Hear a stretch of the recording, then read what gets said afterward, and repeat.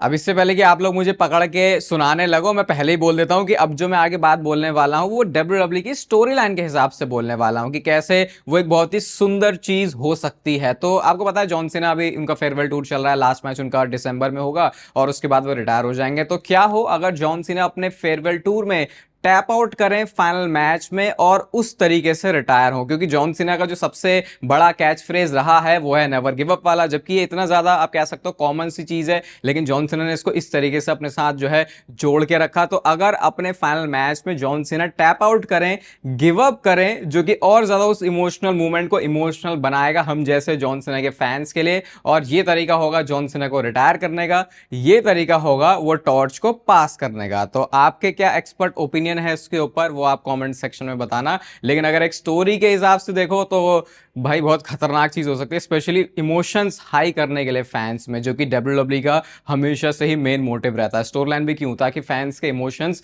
Trigger हो। तो लेकिन थोड़ा कंट्रोवर्शियल भी है कि यार जॉन सीना का लास्ट मैच है उसमें बंदे ने टैप आउट कर दिया, ये तो जॉन सीना के कैरेक्टर के अगेंस्ट ही हो जाएगा। तो आपका क्या विचार है, अगर आपको बुक करना होता तो करते? Okay, hello chatters. My name is Rohit and you're watching Wrestle Chatter. तो भाई वेलकम है एक और वॉइस ऑफ रेसलिंग के एपिसोड में, एपिसोड नंबर 728। और फाइनली आज जाके हमको कैरन क्रॉस वाली जो सिचुएशन है शायद वो पूरी तरीके से समझ में आ चुकी है, क्योंकि एरियल हिलवानी के इंटरव्यू उनके पॉडकास्ट में कैरन क्रॉस आए थे और भाई बहुत सारी अंदर की बातें उन्होंने बता दी हैं। कुछ ऐसी बातें जो कि शायद आपको ट्रिपल एच से थोड़ी बहुत नफरत करने पर भी मजबूर कर सकती हैं। वो आपकी चॉइस है, आपको कैसे इस चीज को लेना है। लेकिन कैरन क्रॉस ने बहुत सारी चीजों के ऊपर बात करी। सबसे पहले आपको याद होगा रेसलमेनिया के बाद मैंने आपको उनका एक प्रोमो के बारे में बताया था कि कैसे वो बहुत ज्यादा अनस्क्रिप्टेड से फील हो रहे थे, और इस चीज के लिए ट्रिपल एच और डब्ल्यूडब्ल्यू के जो लोग हैं उनको वो बात बिल्कुल पसंद नहीं आया। उनको जाकर अच्छे से उनको एक्सप्लेन करना पड़ा कि भाई मैंने जो सारी बातें बोली थी मैं रेसलमेनिया कार्ड पर नहीं था, क्योंकि ऑब्वियसली उनको वो जो मैच है वो मिला नहीं था, तो इस वजह से उनकी जो फ्रस्ट्रेशन थी वो वहां पे थी। तो उनको जाकर ट्रिपल एच को बोलना पड़ा कि यार मैंने ये सही में मीन नहीं करता मैं बातें, ये ऑब्वियसली मेरे कैरेक्टर का पार्ट है। और उस टाइम पे थोड़ी बहुत खटपट हुई थी इनके बीच में। फिर आगे हमको ये पता चला कि कॉन्ट्रैक्ट जो नेगोशिएट होता है दो पार्टीज के बीच में, ट्रिपल एच ने बीच में एक बंदा डाल दिया, यानी कि वो डायरेक्ट अब ट्रिपल एच से कम्युनिकेट नहीं कर सकते थे, एक जो ऐसे मिडिल मैन डाल देते हैं। तो जो बातें वो बोलना चाहते थे ट्रिपल एच को, डायरेक्ट ट्रिपल एच तक नहीं पहुंचती थी। और शायद उन्होंने ऐसा किया भी इसलिए था क्योंकि मे बी वो उतना ज्यादा रेट नहीं करते, क्योंकि आपको पता है वरना जो बड़े बड़े लोग होते हैं उनके लिए पर्सनली जा जाके प्राइवेट जेट से ये जो डील्स हैं उनको क्लोज करते हैं। तो खैर वैसे कैरन क्रॉस इतना बड़ा नेम भी नहीं है, तो ये भी नहीं कहना चाहिए कि ऐसा कुछ होना चाहिए था, लेकिन बीच में बंदा डाल दिया वो थोड़ा सा भी ऐसा लग रहा है कि अच्छा मतलब ट्रिपल एच शायद खुद ही चीजों से दूर जाना चाहते थे। फिर डब्ल्यूडब्ल्यू ने उनको कॉन्ट्रैक्ट भी ऑफर किया, ये थोड़ा सरप्राइजिंग है। लेकिन फिर हुआ क्या, कॉन्ट्रैक्ट साइन क्यों नहीं हुआ? तो पता है चला कि कैरन क्रॉस को जो भी उस कॉन्ट्रैक्ट पे चीजें ऑफर हुई थी उसके पीछे वो जानना चाहते थे कि उन्होंने कैसे चीजों को असेस किया है, कैसे उसकी वो सारी वैल्यूएशन निकाल के लेके आए हैं कि अगर इतने पैसे हैं तो इसके क्यों हैं, इसके क्यों हैं, मतलब कि अच्छा तुम किस बेसिस पे इस फिगर तक पहुंचे हो। तो उसके बाद डब्ल्यूडब्ल्यू का जवाब आता भैया ये सब नहीं होने वाला, 24 घंटों का तुम्हें टाइम मिलता है, कॉन्ट्रैक्ट साइन किया तो ठीक, वरना कैरन क्रॉस डब्ल्यूडब्ल्यू कंपनी से चले जाएंगे। और उसमें भी स्कारलेट जो कि उनकी रियल लाइफ में पार्टनर है, उनको कोई भी कॉन्ट्रैक्ट ऑफर हुआ नहीं था, सिर्फ इस इंप्रेशन में वो थे कि एक बार कैरन क्रॉस का कॉन्ट्रैक्ट साइन होता है उसके बाद देखते हैं कि स्कारलेट के साथ क्या होता है। तो अगर ये कपल अगर साथ में किसी कंपनी में रहना चाहते हैं तो उस बात को लेकर भी फिर बहुत ज्यादा अनसर्टेनिटी थी कि क्या कैरन क्रॉस के कॉन्ट्रैक्ट साइन होने के बाद स्कारलेट साइन होंगी या फिर नहीं। अब वो अपने आप में एक अलग मैटर है कि आप स्कारलेट को कैसे देखते हो कि क्या वो कोई वैल्यू लेके आती है या फिर नहीं, लेकिन आई थिंक वो एक जो पूरा पैकेज बनता है ना सुपरस्टार का, उसमें एक जो स्कारलेट का रोल है, कैरन क्रॉस के केस की बात हो रही है यहाँ पे, वो इंपॉर्टेंट तो था अभी भी। लेकिन कैरन क्रॉस ने ये बोला कि वो स्टिल चाहते हैं कि वो डब्ल्यूडब्ल्यू के साथ काम करे और इसी कंपनी के साथ साइन। और उन्होंने बोला कि ये कोई कैरेक्टर मेरा नहीं है, ये मैं रियल जो लाइफ में बंदा हूँ वो तुमसे बात कर रहा हूँ, क्योंकि इस इंटरव्यू से पहले ही एरियल हिलवानी ने ये बातें पूछ ली थी। तो बड़ी अजीब ही सिचुएशन बन गई है। पहले काफी रेयर होती थी ऐसी चीजें, लेकिन अब क्योंकि चीजें थोड़ी खुल के सामने आ जाती हैं, जैसे सीएम पंक और डब्ल्यूडब्ल्यू का जो केस है वो इतना ज्यादा उजागर इसी वजह से हुआ था क्योंकि उस टाइम पे ऐसी चीजें होती नहीं थी। अब ये काफी कॉमन हो गया। आज से 10 साल पहले अगर ये हुआ होता तो भाई इसको लेके बहुत ज्यादा हल्ला भी मचता, लेकिन फिर शायद इतनी खुल के क्योंकि बातें आती नहीं थी, अब वो आना भी काफी कॉमन हो गया। तो आपका क्या टेक है इस पूरी सिचुएशन के ऊपर? तो अब डब्ल्यूडब्ल्यू को इसी तरीके से देखा जा रहा है कि भाई वो जो हनीमून पीरियड है वो खत्म हो चुका है। विंस के जाने के बाद से ट्रिपल एच ने जब कंट्रोल लिया था, जब ये सारी चीजें फैंस के हिसाब से करते थे, वैसे तो होनी भी नहीं चाहिए फैंस के हिसाब से, लेकिन ये थोड़ा अजीब है क्योंकि मेरे को तो हमेशा ही कैरन क्रॉस के अंदर पोटेंशियल दिखी थी, बट डब्ल्यूडब्ल्यू ने कभी उस लेवल पे उनको यूज किया नहीं। तो ये पूरी स्टोरी है कैरन क्रॉस के बारे में। पता नहीं अभी मेरे दिल में छोटा सा कहीं ऐसा क्यों लग रहा है कि अभी भी शायद ये एक स्टोरी लाइन हो सकती है, बट पता नहीं, देखते हैं डब्ल्यूडब्ल्यू आगे इसमें कुछ कुछ एक्शन ले रही है, क्योंकि फैंस का तो सपोर्ट दिखा, बट अगेन फिर मंडे नाइट रॉ में कैरन क्रॉस के लिए एक भी चैंट नहीं था, तो वो अपने आप में एक अलग ही सब्जेक्ट है।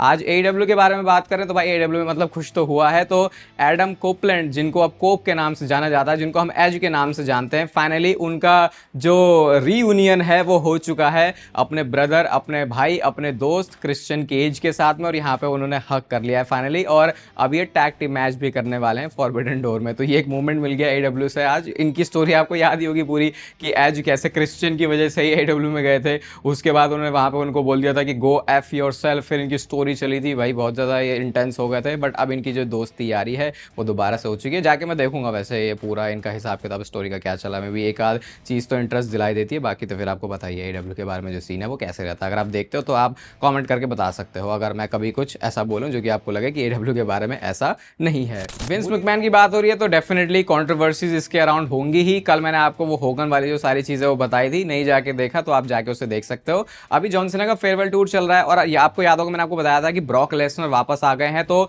चांस ऐसा भी है कि क्या पता विंस मैकमैन भी वापस आ जाए, क्योंकि ऐसा हो सकता है कि जॉन सीना चाहेंगे विंस मैकमैन को अपने इस रिटायरमेंट टूर का पार्ट बनते हुए देखना। लेकिन फिर इसमें प्रॉब्लम यह है कि विंस मैकमैन ऑलरेडी इतने सारे फट्टों में फंसे हुए हैं, और फिर जब वो होगन के 10 बेल सल्यूट में तक नहीं आए तो फिर यहाँ पे तो उसके होने की पॉसिबिलिटी वैसे भी कम हो जाती है। तो बुली रे ने यहाँ पे यही बोला, जिसके लिए लोग उनको बहुत ज़्यादा बैश कर रहे हैं, कह रहे हैं कि फैंस, मतलब एक तो उन्होंने अपनी तरफ से नहीं बोला ना, उन्होंने ये बोला कि फैंस इस चीज़ को बहुत देखना पसंद करेंगे, उनके लिए बहुत इमोशनल मूवमेंट होगा अगर इस रिटायरमेंट टूर का पार्ट लास्ट में जाके विंस मैकमैन बनते हैं और वो जॉन सीना के साथ में रिंग शेयर करते हैं। क्योंकि ये बात में कोई भी डाउट नहीं, अगर आज आप जॉन सीना को जानते हो, मैं जानता हूं, वर्ल्ड वाइड उनकी इतनी पॉपुलैरिटी, वो बंदा हॉलीवुड में पहुंचा, सड़क से उठा के स्टार बनाने वाली जो चीज़ है, मतलब ये तो थोड़ा एग्जैजरेटेड हो जाएगा क्योंकि ऑब्वियसली जॉन सीना के भी एफर्ट है, लेकिन विंस मैकमैन ही वो बंदा रहा जो कि किसी भी सुपरस्टार की किस्मत डिसाइड करता था। चाहे वो आपके फेवरेट सुपरस्टार रोमन रेंस की बात कर लो, चाहे आप वो उससे पहले ब्रॉक लेसनर की बात कर लो, चाहे आप जॉन सीना की बात कर लो, रॉक की बात कर लो, स्टोन कोल्ड की बात कर लो,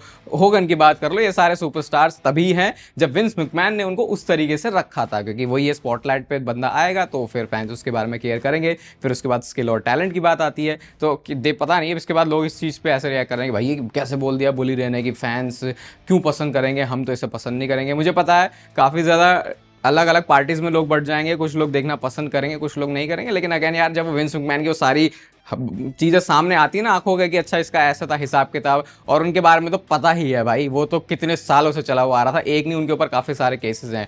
फिर वो बोलते हैं ना टर्म ज़्यादातर बुजुर्ग लोग की, मन खट्टा हो गया, बस वैसा ही फील आता है। फिर यार कुछ सीरियस लेवल की नफरत हेट शुरू हो चुकी है जे उसो के लिए। आपको पता है उनका पूरा रन कैसा रहा, रॉयल रंबल में वो जीते, उसके बाद रेसलमेनिया में टाइटल जीते, लोगों ने अब किया अब कुछ होगा, अब कुछ होगा, अब कुछ होगा, वो कुछ हुआ नहीं, और अब क्लैश इन पेरिस में जो मैच होने वाला है उसमें चैंपियनशिप मैच में फिर से जे उसो को डाल दिया। अब बहुत सारे लोग ना इस चीज को लेकर थोड़ा सा कंफ्यूज रहते हैं कि जैसे स्टार्टिंग में आई थिंक मैंने भी जे उसो का पूरा फेवर किया था कि भैया सही है रॉयल रंबल जीता है, लेकिन हमने उस वाले स्टॉक पे इन्वेस्ट किया जे उसो के कि भाई अच्छा चलो इसको स्पॉट पे डाला, लेकिन उसके बाद अगर चीजें अच्छी नहीं होती तो फिर भाई तुम उस चीज को कैसे ही जस्टिफाई करोगे कि ठीक है रॉयल रंबल में जो विक्ट्री वो वेस्ट, उनका जो वर्ल्ड चैंपियनशिप जीतना वो वेस्ट, इतने हफ्तों की रॉ की प्रोग्रामिंग वो वेस्ट। अब बस आप जो जे उसो के उसमें एक्कोलेट्स में कह सकते हो अचीवमेंट जो उन्होंने करी है कि हाँ भैया ये बंदा रॉयल रंबल जीता है, इसने बहुत ज्यादा ईट करी है, और इसके पास एक हग है, और इसके बाद इसने चैंपियनशिप भी जीती है। लेकिन अगर वो एक फैन मूवमेंट कन्वर्ट नहीं हो पा रहा अच्छी स्टोरी में, तो फिर नो मैटर आपने किसी पॉइंट पे किसी सुपरस्टार को सपोर्ट किया या फिर आप उसके अगेंस्ट में रहे, करंटली अगर वो बंदा अच्छा प्रोडक्ट नहीं दे पा रहा तो फिर भाई ऐसी बातें होनी शुरू हो जाती हैं। वैसे सवाल भी रहेगा मेरा, अभी का जो जे उसो का कैरेक्टर है आपका, जब उसके पास कोई चैंपियनशिप भी नहीं है, जब मतलब जो भी है उसका जो अभी चल रहा है, उसके ऊपर आपका क्या ओपिनियन है? सुबह इस चीज़ को पढ़ने के बाद मैं कितनी देर तक हंसा हूँ ये मैं आपको बता नहीं सकता, क्योंकि हंस हंस के मेरी जो हंसी है वो खत्म हो गई है। लेकिन नेओमी के बारे में क्या पता चला कि अभी जैसे उनका मैच होने वाला था मंडे नाइट रॉ में, तो मेडिकल रीजन की वजह से उनको बोला कि वो नहीं आ सकती। अब उसके बाद ऐसे रूमर्स आए कि नेओमी शायद प्रेग्नेंट हैं और इस वजह से अब वो टीवी पर फीचर नहीं होंगी, और टीवी पर फीचर नहीं होंगी तो ऑब्वियसली फिर वो होंगी नहीं शोज में, मैचेस में कहाँ से लड़ेंगी। तो अब इसके बाद लोगों ने भाई जिमी ऊसो को लेके जो कॉमेंट्स करने शुरू कर रहे हैं, वो जिमी ऊसो की जेएफ तो आपने देखी होगी होगी मैं यहाँ पे लगा दूंगा। तो एक बंदे ने कमेंट किया कि looks like big gym did not proceed with caution. मतलब ये कितना परफेक्ट वे में बंदे ने लिखा नेओमी के कैरेक्टर के हिसाब से और बिग जिम के हिसाब से। कोई कह रहा बिग जिम तो है, अब लिल जिम भी आने वाला है। तो अभी पता नहीं यार, अभी तो मस्ती मजाक का ही चल रहा है। मैं भी क्या पता इसके पीछे कुछ सीरियस बात भी होगी, नेओमी क्यों टीवी पे फीचर नहीं हो रही। लेकिन लोगों ने इसको अलग ही फन वे में ले लिया कि अच्छा नेओमी अब नहीं है और उसके बाद मतलब शोज पर नहीं आ रही और अब उसकी प्रेगनेंसी के बारे में बात चल रही। तो मतलब कि सारा जो दोष है वो जिमी ऊसो का है। और फिर जब मैं वो जिमी ऊसो की सीधी सादी सी पर्सनालिटी जो फन लविंग है उसको इमेजिन करता हूँ, दैट इज वेरी फनी। कल वाली वीडियो में मैं आपको बता रहा था कि कैसे WWE ने AEW का जो ऑल आउट वाला PLE है, जो कि मैंने कल WWE का ऑल आउट बोल दिया था, लेकिन AEW का जो all out premium live event या फिर पेपर व्यू होता है उनका वो है, तो उसकी वजह से कैसे WWE अपने शेड्यूल में चेंज कर रही है और वो सितंबर 20 को ये जो मैच है ब्रॉक लेसनर और जॉन सीना का उसको एक PLE के अंदर करवाएगी ताकि जो सारी अटेंशन है वो उनके ऊपर आ जाए। अभी इसके ऊपर कोई कंफर्मेशन नहीं है, लेकिन चांसेस इस बात के बहुत ज्यादा लग रहे हैं। क्यों वो अभी मैं आपको थोड़ी देर में बताऊंगा। लेकिन एक और चीज WWE ने अब कर दी है,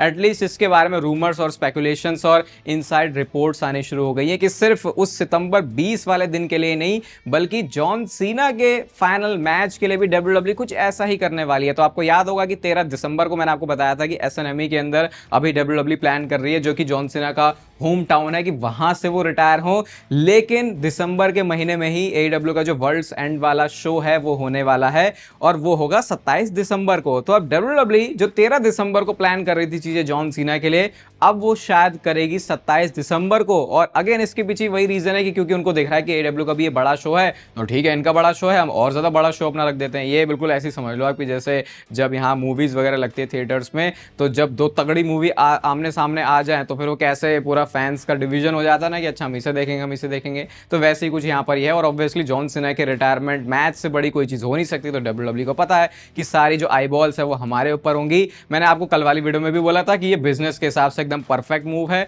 लेकिन फैंस का इसके ऊपर बहुत डिफरेंट ओपिनियन बनता है। क्योंकि हमको क्या फर्क पड़ता है कि WWE ज्यादा पैसा कमा लेगी या फिर AEW ज्यादा पैसा कमा लेगी। हमारी नजर में तो ऐसा है कि अच्छा मतलब तुम्हें इतनी ज्यादा प्रॉब्लम हो रही है दूसरे वाले प्रमोशन से, फिर एक तरफ आप कहते हो कि भाई AEW तो कुछ है ही नहीं। तो वो थोड़ा सा अपने आप में कॉन्ट्राडिक्टिंग लगता है। लेकिन ये तो लग रहा है कि अब पीछे ही पड़ गए AEW के कि जब तुम्हारा बड़ा शो होगा सामने हम ऐसा शो रख देंगे कि वो तुम्हारा जो बड़ा शो है फिर वो ऐसा फी का सही शो रह जाएगा।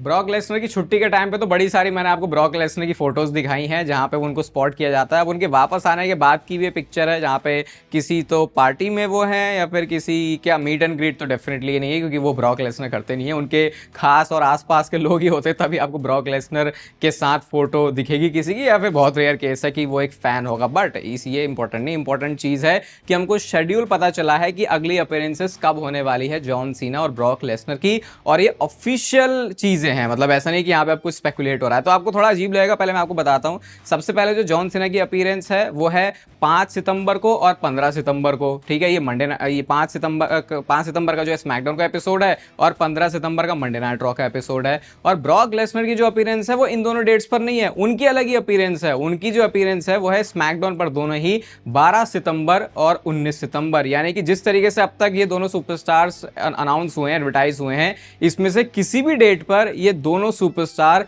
सेम शो पर नहीं है। तो मतलब कि इनके मैच की बिल्ड ऐसी होने वाली है कि भाई ये सैटेलाइट से करने वाले हैं कि अपनी फ्यूड। लेकिन मैं आपको बता देता हूं कि ऐसा कुछ नहीं होने वाला। ये कोई एक तो सरप्राइज अपीयरेंस कभी ना कभी तो कोई कहीं पे मारने वाला है, क्योंकि ऐसा तो ये फ्यूड बिल्कुल भी नहीं चलाने वाले। इतना तो पता ही है कि मतलब इतना तो नहीं करने वाले हैं। तो अब मैंने आपको ये बताया था कि 20 सितंबर को इनका पॉसिबली मैच हो सकता है। तो अगर आप उससे भी अलाइन करके देखोगे तो आई थिंक ये अपीयरेंसेस हमको थोड़ा बहुत उस बात की कंफर्मेशन भी देती हैं कि WWE अभी एक शो अनाउंस करने वाले 20 सितंबर को और वो AEW के अगेंस्ट जाएगा। वो बैड ब्लड शायद हो सकता है या फिर अनफॉरगिवन, कोई ये भी बोल रहा था कि ये भी हो सकता है। वो जो भी है, नाम से कुछ फर्क पड़ता नहीं है। और अगर आप डेट्स देखोगे तो ऐसा लग रहा है कि उसी दिशा में ये इस फ्यूड को जो है बिल्ड करने वाले हैं। तो अभी फिलहाल ये पता चल रहा है हमको जॉन सीना और ब्रॉक लेसनर के बारे में। और ये वीडियो यहाँ तक देखते देखते आपको मजा तो आ गया है तो भाई अब इसको लाइक भी कर देना, चैनल को सब्सक्राइब कर दो ऐसे और WWE से रिलेटेड कंटेंट के लिए। बाकी तब तक फिर लेते रहो जिंदगी के मजे।